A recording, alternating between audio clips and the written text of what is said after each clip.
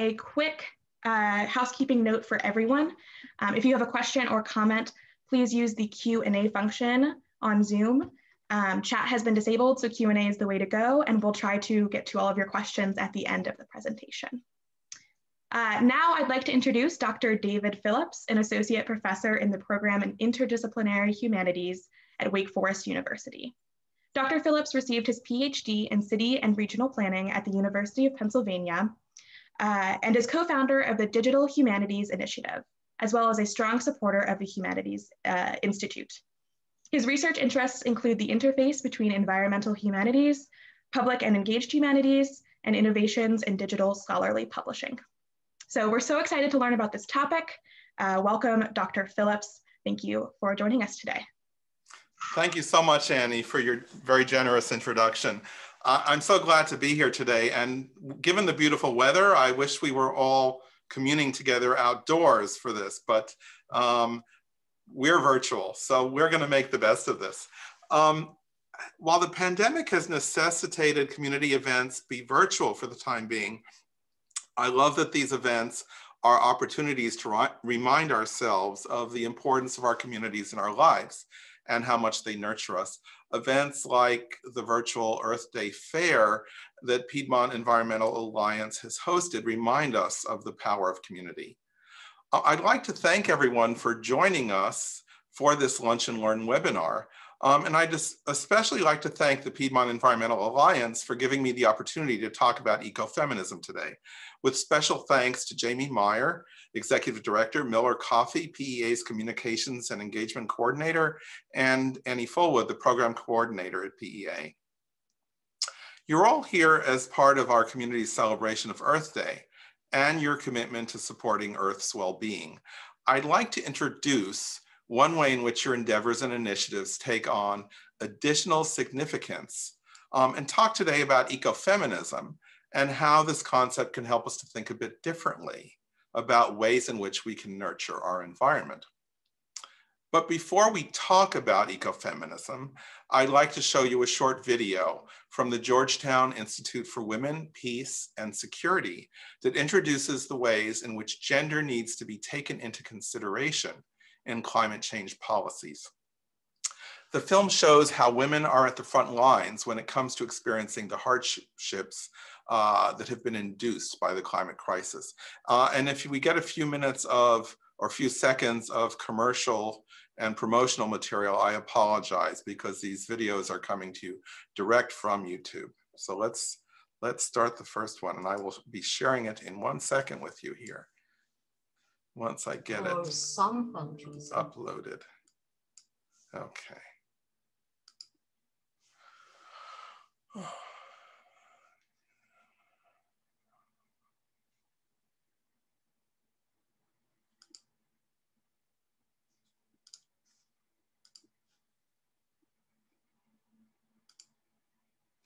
Oh, just a second, please.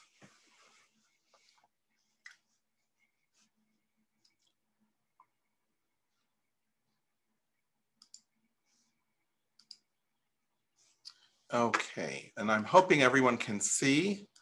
Some countries, and for some men and women, climate change is making their life more complicated. It's a little bit more cool, it's a little bit more hot.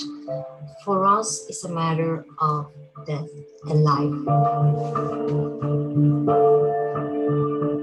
Gender and climate change are extremely important because of the very severe impacts that climate change is having now in countries all over the world. It impacts differently on women and men because their roles are very different. It undermines poor livelihoods. It is undermining food security, and it's women who have to put food on the table. It's women who have to go further in drought to get the water, who have to go further for firewood. In my work, unfortunately, I have to pull the bodies of women after floods because they were never taught how to swim. So the time for action is now. women certainly play a huge role in the change that you can do in the reductions in greenhouse gas emissions, but also in the adaptation programs that minimize the damage. We have cases of women, for example, in which they used to raise chickens and now their whole town is flooded. And now they're raising ducks because they found out there was a way to live with what climate change is causing to them. I actually quite like the Chinese phrase that women hold up half the sky. There's no way you can manage climate change, which is the sky, without women.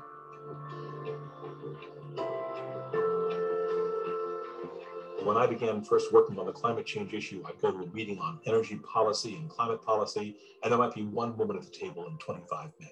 It's a remarkable imbalance. There's been an effort to try to bolster that, to have more women engaged in the delegations working on these issues. 24 years ago, when the climate agreement was adopted, climate convention, it was gender blind.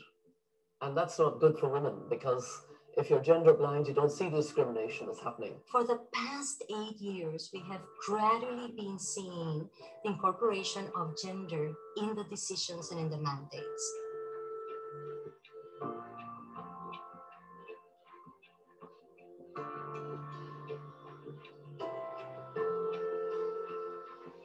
So the COP22 discussion was basically a synthesis of the last several years of work, and it elevates the role of women in delegations, in the secretariat, in the institutional arrangements, and in the work of countries to address the climate problem more aggressively.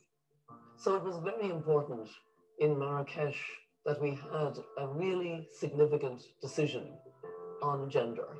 Now we have a commitment to an action plan on gender. We have a commitment to have women who are from grassroots background listened to and taking part in decision making.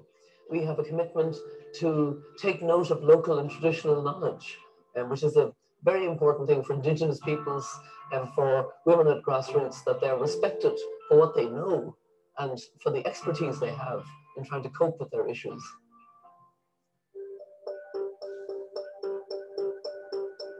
There is a gap from policy, from very good text, to really unfolding it and making it happen. Why? Because the target is not to have a nice document that tells you what to do. The challenge is how to do it. We have to live up to the commitments in this plan of action so that we will really understand that we won't have good climate policy until it is completely gender sensitive, completely knowledgeable about the differential impacts, and women's voices are heard at every level.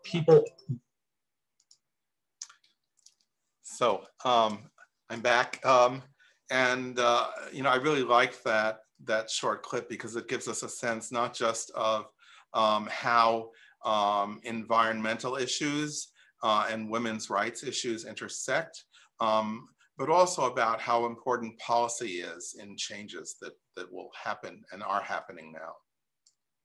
So the term ecofeminism is not one that we hear every day, but the principles behind it are part of the important larger critique of problems with how our society operates, ways in which it devalues the importance of the environment, and ways in which women are front and center in confronting the crisis and its impact on their lives and their livelihoods. Let's take a moment to think about humans and our relationships with the environment, because this is an important part of this conversation. An important place to start when thinking about climate change and gender and the ways in which our contemporary society tends to distance us in our daily lives from nature is to consider what each of our relationships with the environment looks like. What is missing from that relationship? Each one of us has important personal encounters with the natural world. Perhaps a special place you like to go to hear the sound of wind in the trees or watch wind blow over a lake. We all cherish these places. They nurture us, they provide an intimate connection to nature, and they make us feel part of an interconnected world. They give us space to meditate, to dream, and to connect with the animals, plants, earth, and sky. But do we connect these special experiences with our responsibilities to take care of the earth? The more that we can feel and experience our personal connection with nature, the more likely we are to want to take care of it, to restore it, and to protect it from all of the things that threaten it. We have all heard many discouraging stories about the damage that has been occurring for decades to the air, the oceans, rainforest, and to many plant and animal species and microorganisms that inhabit our world. The very first Earth Day occurred in 1970. And so looking back at 1970 and then looking ahead to now, we realize that we are half a century past that mark. We're acutely aware of the impacts of the current climate crisis on our planet and the way in which harnessing our fossil fuels as the main source of energy since the Industrial Revolution has led directly to global warming. Many of us see today's environmental challenges not as a reason to shrug our shoulders and give up, but rather to work even harder to overcome these challenges. And I think that's where the work of PEA, the work of grassroots organizations, and of communities everywhere is so important. In order to do this, we need to learn as much as we can about the practices and processes that poison our planet, and the policies and forms of political and environmental action that we can engage in order to create a different future from the one that awaits us if we do nothing. As citizens of the world, we also need to be aware of the ways in which the exploitation of the environment has disproportionately affected minorities, the poor, disenfranchised women, indigenous tribes and nations, and other peoples who have been oppressed. One of the biggest and most valid criticisms of the global environmental movement is that it has not done enough to take these groups into account and has consequently disenfranchised the many voices that are needed to make the movement represent all people's needs and concerns. So I promised you a conversation about ecofeminism. Where does ecofeminism come into the picture? Well, the roots of ecofeminism lie in the 1970s, when the environmental movement began in the United States and across the world. This approach to thinking about the environment and about oppression takes a hard look at the economic systems that lie behind both the exploitation of nature and the oppression of women, and those who did not hold the reins of control and continue to lack input into world economies and governments.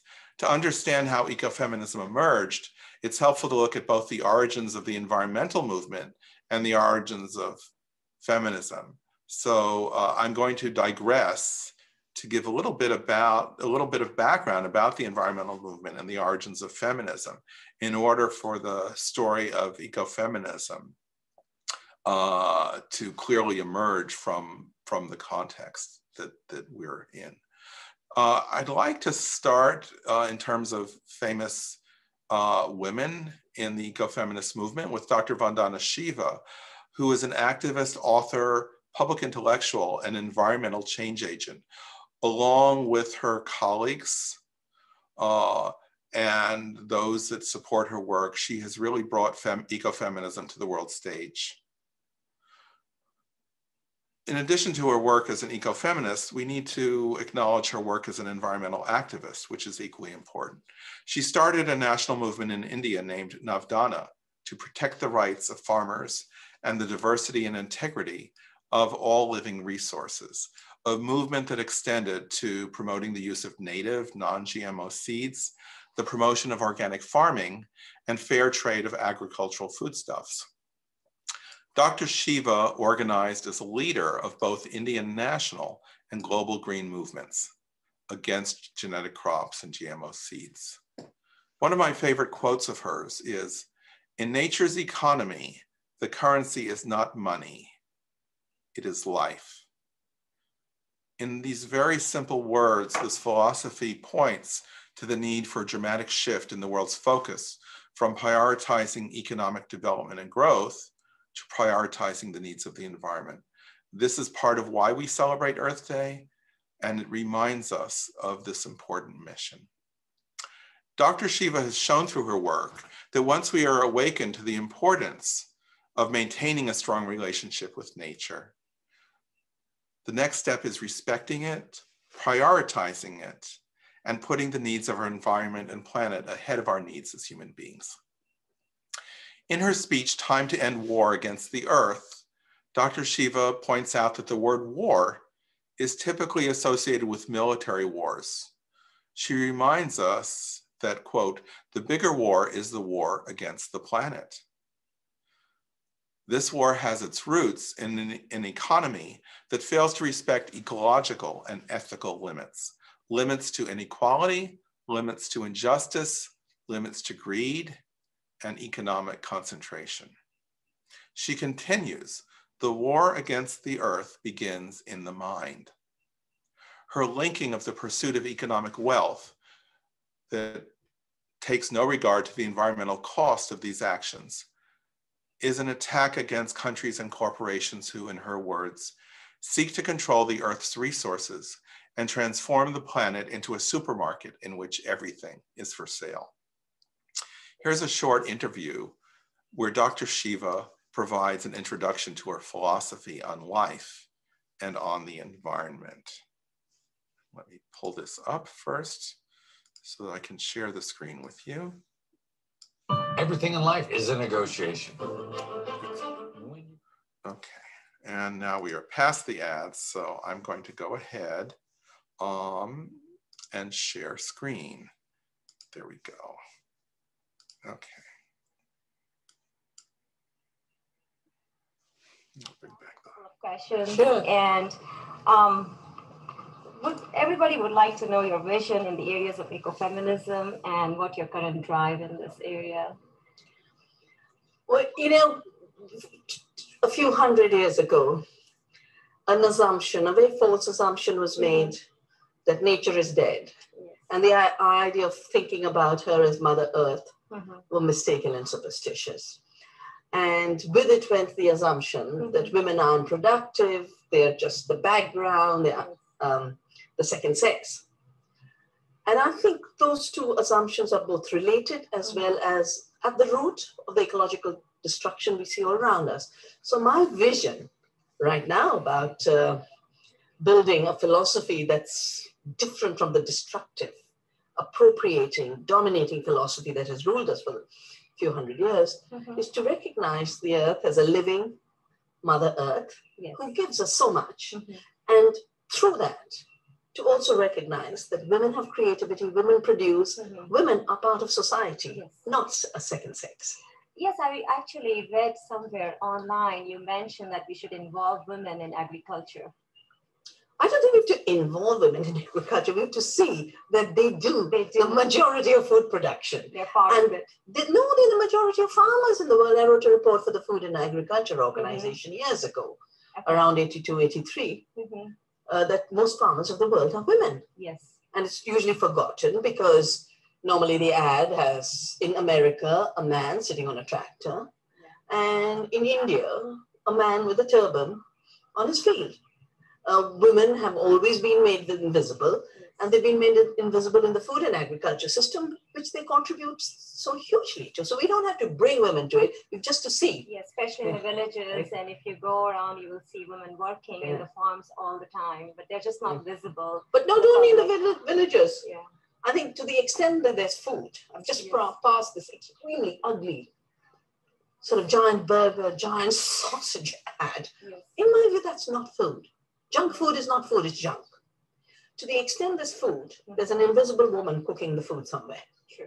It's in cities too. And I don't believe only women should cook. I think all of society should cook. Yes. Hey, David. Women should be the teachers. Sorry to interrupt. Is it possible to turn on subtitles on the videos in the future? Oh, sure. I will be sure to do that. So let me thank you for reminding of that. Listening to Dr. Shiva's words, one can see how she has linked her critique of an overly narrow focus on economic development to the world's other social and environmental justices that oppress women. We can look at how the environmental movement evolved, but we don't really have time for that today. So I'll just I'll just hit a couple of highlights. In the early 1960s, we see the work of the biologist Rachel Carson, who first documented the alarming impacts of the use of insecticide DDT in the 1960s, and who raised our awareness as a public about the harm being done to our environment without our knowledge. The environmental movement grew in the 60s and 70s with this growing awareness that things like military bomb testing, widespread use of pesticides and industrial chemicals were harming our land, our waterways, and our general environmental quality. So the American public really took action, and it's as a result of that, that social action on behalf of the environment and the government response to that the Environmental Protection Agency was created in 1970. Now, moving along to ecofeminism, which I haven't really introduced yet. Ecofeminism arose in the 1970s with the larger environmental movement as its foundation. It shared with the environmental movement a belief that the environment was being abused and that in order to preserve it and nurture it, our civilization needs to drastically change our consumption practices and our relationship to the environment. Not only should the government make changes, but we should each examine our own personal practices that impact the environment and work to change them as well, and in the process, transform ourselves. In order to do that, we needed a better understanding of how our actions impact the world around us, including the things we consume, the things we depend on in our daily life. And we needed to see how our actions impact the world and how many of the things we take for granted in our daily life are actually in unseen ways contributing to environmental problems. Now, ecofeminism shares with feminism, and so it's really two-pronged. It looks at the environmental movement, and it looks at feminism and feminist theory. It shares with feminism the belief that many of our existing social systems, political structures, and institutions are rooted in patriarchy. Feminism is not just about demanding equality for women. Feminist beliefs point to patriarchy as a dominant ideology, a belief system and a set of practices that reinforce the idea that men should hold all the power and that women should be excluded from these avenues to power, silenced and subordinated to these systems. Now, as feminism evolved in the late 20th and early 21st century, it expanded to take into account the perspectives of other cultures, of non-Western societies, of minorities who had not been given a voice as part of the feminist movement. More importantly, it developed, well, no, actually just as importantly, it developed into a set of environmental practices, beliefs, and concepts that bring together feminism with environmentalism, integrating the feminist perspective to recognize ways in which our society perpetuates existing structures of power, maintains traditional gender roles, and oppresses women and minorities. Its pioneering activists and theorists drew a direct comparison between the power structures in society that oppressed women and the ones which saw the environment as a set of infinite resources to take advantage of for financial gains. So this focus on power and on patriarchal structures that subordinate and oppress all these groups is something that needs to be made transparent. We need to be able to see and understand the decision-making processes of powers that have a huge impact on the environment. And so the ecofeminist movement called for developing environmental policies and grassroots actions to force the kind of changes that it felt was necessary. I'm next going to show, and I really hope I can get,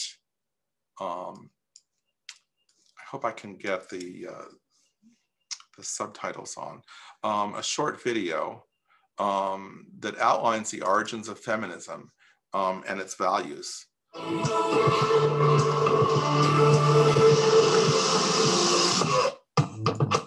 Okay, so let me go ahead and let me make sure the subtitles are on. I'm actually not seeing them here. Mini player settings. Oh, here we go, settings, subtitles, there we go.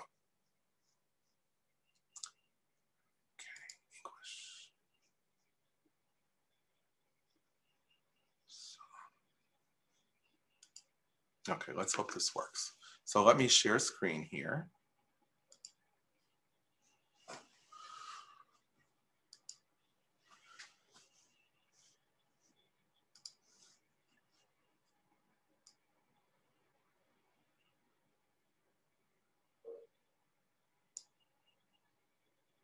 Change our climate for good.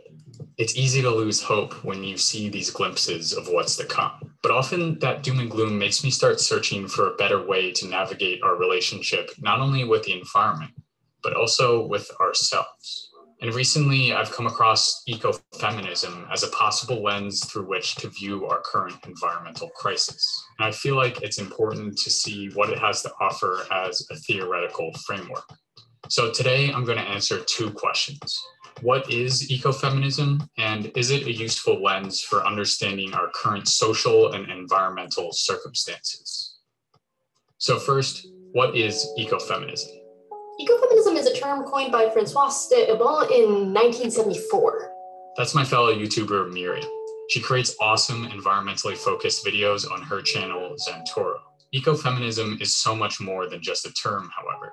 It's a framework that seeks to combine, re-examine, and augment the environmental and feminist movements. Much like other theoretical frameworks, especially in the feminist movement, ecofeminism has grown and evolved in the last 45 years since it was first coined.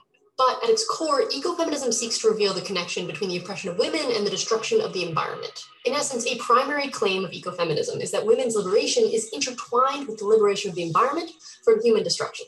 And there are two key ways that this intersection is explored in ecofeminist scholarship: value hierarchical thinking and oppositional dualisms. These sound pretty complicated, so let's quickly break them down. Value hierarchical thinking is simply the notion that cultures establish certain groups as inherently more valuable than other groups. And oppositional dualisms are a way of understanding certain social and cultural binaries. For example, in many cultures, men and women are seen not only as intrinsically different from one another, but actually being opposites. We talk about quote unquote opposite genders all the time, but that idea is itself constructed. Instead of being a binary, gender exists on a spectrum. In US culture, humans and nature are another oppositional dualism. And in most cases, cultural attitudes place more value on one side of the binary than the other. Often these value dualities express themselves in language. For example, nature is characterized as feminine in the phrases Mother Earth or fertile ground, both to be plundered, extracted, and sown, while slang terms for women tend to be animals, like vixen or chick. Ecofeminists seek to show that this oppositional and hierarchical thinking helps to justify subjugation of both women and nature. And we can see this in ecofeminist texts like Rape of the Wild, which explores the masculinized violence directed at women and animals, and to a larger extent the natural world, through language, hunting, domesticity, technology, and slavery. So hopefully that gives a brief introduction here to ecofeminism and some of its key principles. Now, I want to turn our attention, because I think this will make it much more concrete, to a couple of the true ecofeminist pioneers, because their stories really outline and illustrate what we can do when we apply ecofeminist principles. So let's start with Wangari Mathai, a Kenyan politician and environmental activist who sadly is no longer with us, but who was the first woman in Central or East Africa to earn a doctoral degree, which she earned from the University of Nairobi, going on to become a faculty member. She advocated a holistic approach to the environment and sustainable development that was based on democratic values, women's rights, and human rights. Eventually, she won the 2004 Nobel Peace Prize in honor of her life's work in establishing the Greenbelt movement, which sought to end the land development practices that devastated Kenya's forests and lands, and pushing for government reforms. The Nobel Foundation Committee, in awarding her the prize, credited, in her eyes, her contribution to sustainable development, democracy, and peace. Now, her Greenbelt movement, which she started in 1977, had an extremely successful campaign to reforest the country of Kenya with the help of the nation's women. The movement resulted in the planting of more than 30 million trees in Kenya and employed 30,000 women for this project. Now, I'm going to skip over important parts of her history, but I'd like to emphasize that part of her work was as an environmental activist and as a political activist. She pushed government policy, and she rallied the public and the women who she was working with for environmental reforms and for more sustainable approaches to development. Eventually, with a change in the political regime, she was elected to a seat in parliament, became the country's Assistant Minister of Environment, National Resources, and Wildlife. On being given the Nobel Peace Prize, she said, "There can be no peace without equitable development, and there can be no development without sustainable management of the environment in a democratic and peaceful space." So let me just briefly show you her own words and her statement on her own environmental principles, or how she saw ecofeminism and environmental activism. So let me go ahead and start this. I'll be with you in 1 second. My name is Okay.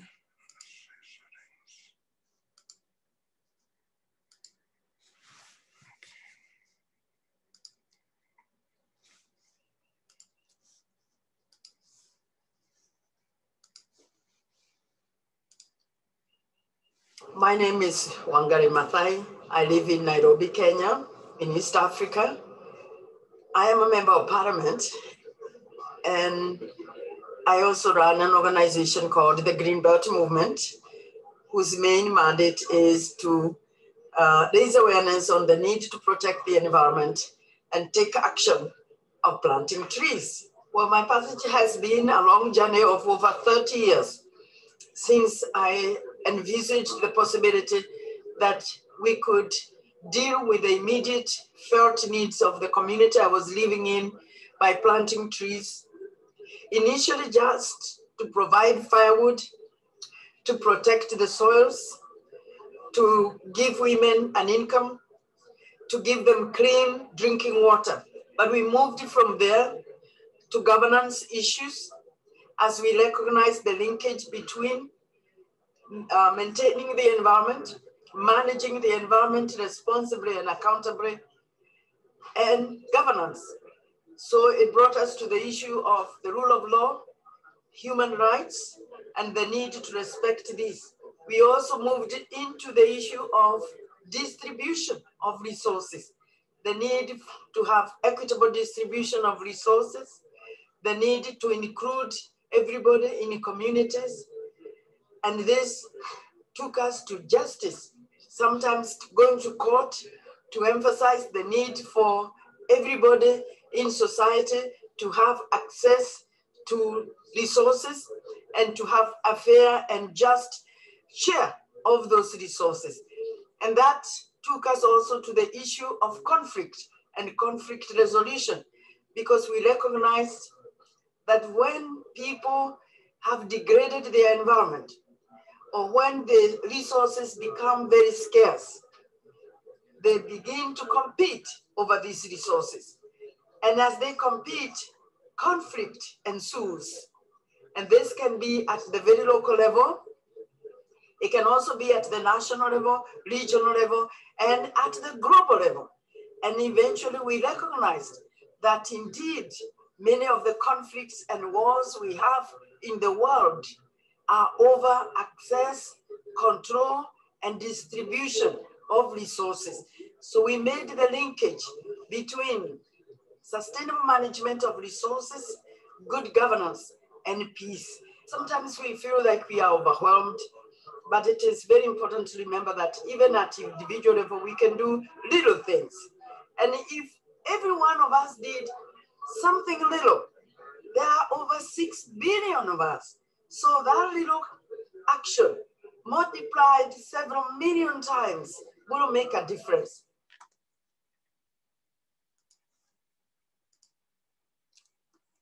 Very inspirational words. Now, I want to leave enough time for you to ask questions. So there's one more piece of our discussion that I'd like to bring to you, or actually two. One is the importance of community engagement, which Dr.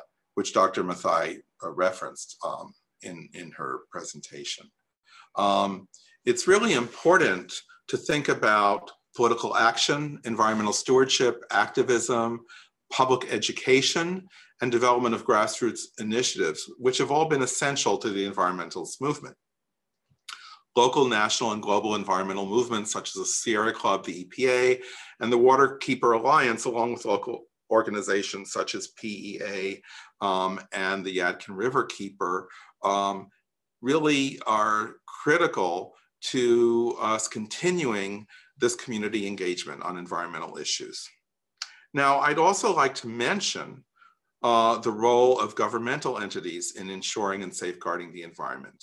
I realize that ecofeminist theory talks about ways in which government and power structures oppress people, but I think it's really important for us to give credit to organizations that are working on behalf of the public and are working to safeguard the environment. So in North Carolina, for example, we have state and local government entities, the North Carolina Department of Environmental Quality, the Forsyth County Office of Environmental Assistance and Protection, and Forsyth County's Division of Environmental Health. Each have an important role to play in either creating environmental policy, monitoring and enforcing it, as well as raising public awareness about the damage being done to the environment.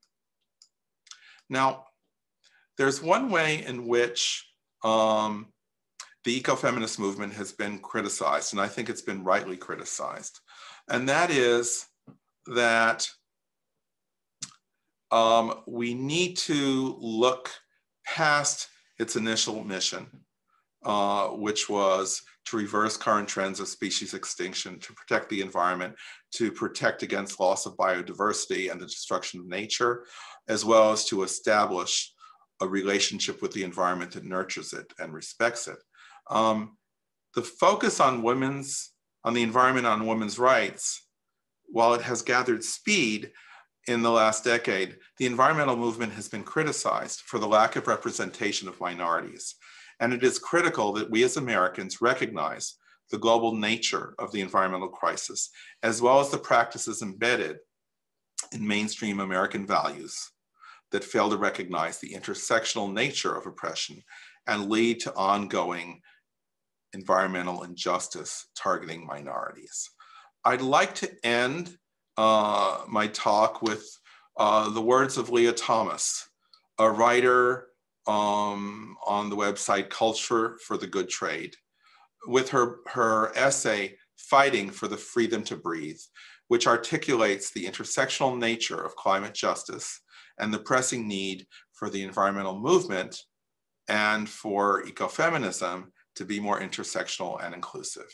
She writes, while civil rights leaders in the 1960s were advocating for changes in their communities, they were also raising awareness for environmental and public health concerns that disproportionately impacted them.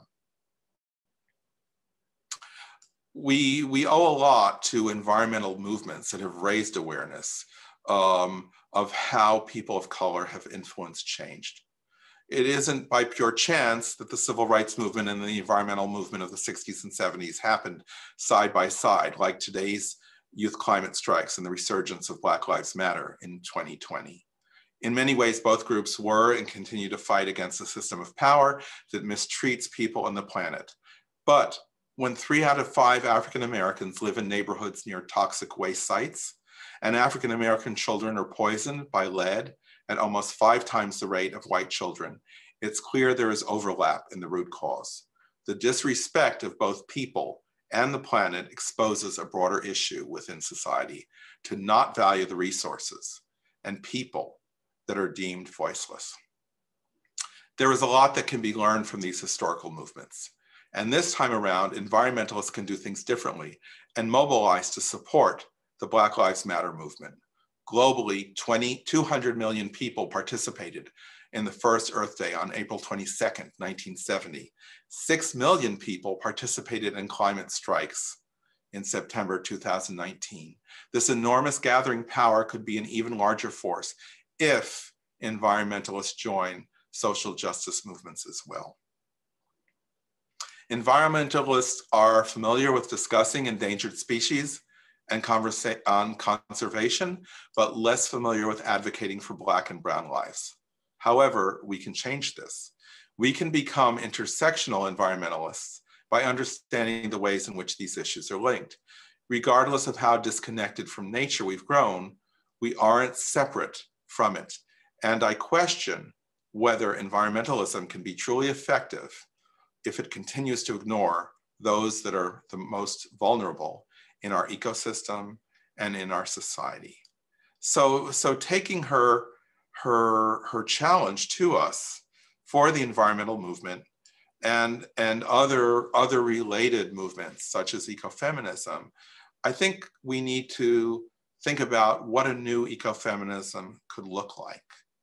How could widespread social change be initiated that would benefit both the causes of the environmental movement and of Black Lives Matters and environmental movements around the globe. So, I really thought about this. And one of the things I realized is ecofeminism has been severely criticized. Its intellectual descendants, however, need to be given credit because they're where the future lies in thinking about feminist theory and the environmental movement. The descendants of ecofeminism, there are two of them. One is feminist political ecology, and the second is feminist environmental philosophy. I don't have time here to talk about the details, but let me just say that feminist political ecology is a study of relationships between political, economic, and social factors with environmental issues and changes. Now, feminist environmental philosophy, while it originally focused on ethical perspectives on interconnections between women, non-human animals, and nature, it now looks much more closely at the interconnections among women of diverse races and ethnicities, socioeconomic statuses, and geographic locations, as well as on non-human animals and nature. Thank you very much for joining me today. I look forward to answering your questions. We're going to open up to conversation in a second. I invite you to contact me at Phillips, with 2 L's, Phillips at WFU.edu if you would like to continue the conversation. And to all the young people listening to us today, us older folks entrust you with carrying on the spirit of Earth Day and its mission to protect our planet. So thank you everybody for listening. Thank you, Dr. Phillips. Yeah, so we have one question in the Q&A, and I encourage anyone else, more coming in, continue to post them as we move forward. But your first question, Dr. Phillips, is, do eco-feminists believe that once women's oppression is resolved, environmental exploitation will also be resolved? Do they think this can happen within capitalism? Well, that's really an interesting question. And many eco-feminists, in fact, a majority of them, do not think this can happen within capitalism in the form that it currently exists.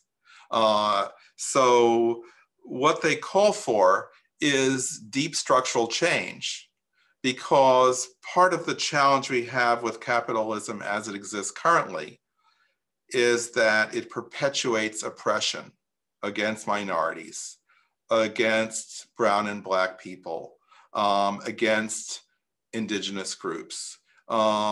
And this is not just in the United States, this is globally. And so we're seeing some signs of hope that these political institutions are changing. But when we look at the climate crisis and when we see the slow rate of change, it really gives us pause to think perhaps there need to be much more radical changes in our political structures and in our value system, so that we deal both with women's oppression as well as with the defects of the current capitalist system. So would you like to read the next question? Yeah, sure. So for the next question, we have, since population has a critical influence on the climate crisis, family planning is critical. Do you see family planning and education of girls is getting the necessary attention in environmental global planning among countries?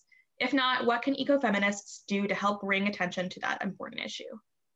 Well, that's really a great question. And, you know, I see family planning and I see education as two different planks that we need to look at. And so, you know, one way we can look at what ways in which the environmental movement can raise the general population's awareness is to see how population growth is gobbling up the Earth's natural resources and is increasing pressures and will lead eventually, it's already leading to conflicts over water, over land, over accessibility to food and to crops. And so there is really a need for greater education, both in terms of limiting our population growth.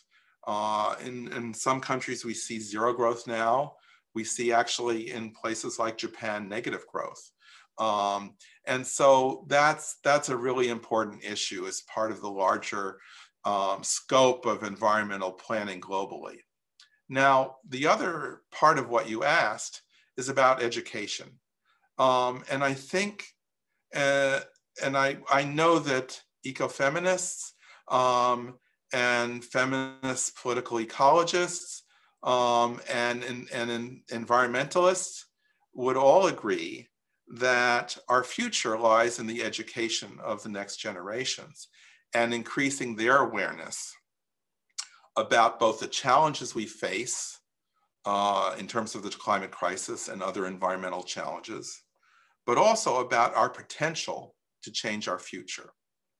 And there are, interestingly, in the United States, there has been some work regionally in different states and in different communities to really raise children's awareness about not only the environmental crisis, but about the tools we have that can help us to improve the world, to fight oppression, to see how oppression and environmental damage are linked through our social systems, our values, and through governmental policies.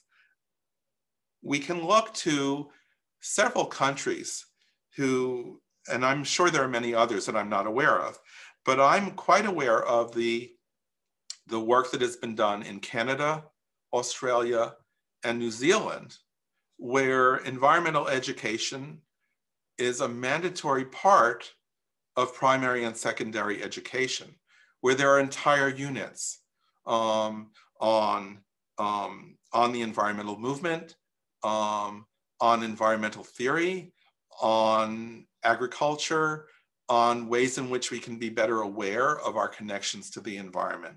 And so if we look at this in terms of what are some ways in which environmental change and social change can happen, it starts with environmental education. It starts with raising awareness, which then the children who receive this, they're the ones who will also be educating the next generation and socializing them and stressing the importance of protecting our environment. So really, I see all this as part of a much larger picture that's interrelated. Are there any other questions anybody would like to post? Well, I'm going to go ahead and end. There's a beautiful day out there. So for those of you that aren't watching this outdoors on your smartphones, I encourage you all to go out there. I know there are also upcoming events today and the rest of the week from PEA. Annie, do you want to mention any of those, or do you want to just refer us back to the Piedmont Environmental Alliance website and its special page on the Virtual Earth Day Fair? Yeah, you kind of covered all this stuff for me. Check out PEA's website, www.peanc.org, to find more of our programs. We have a lot of really fun stuff in store for the rest of the week. It's only Tuesday, so be sure to check all of those out on our website or on our Facebook page as well. But without further ado, thank you so much, Dr. Phillips. This has been really great lunch and learn. I learned a lot. And thank you to all of our attendees for joining us, for giving us your lunch hour. It was a really great time. So yeah, thank you. Thank you, everyone. See you out there. Bye-bye. Bye.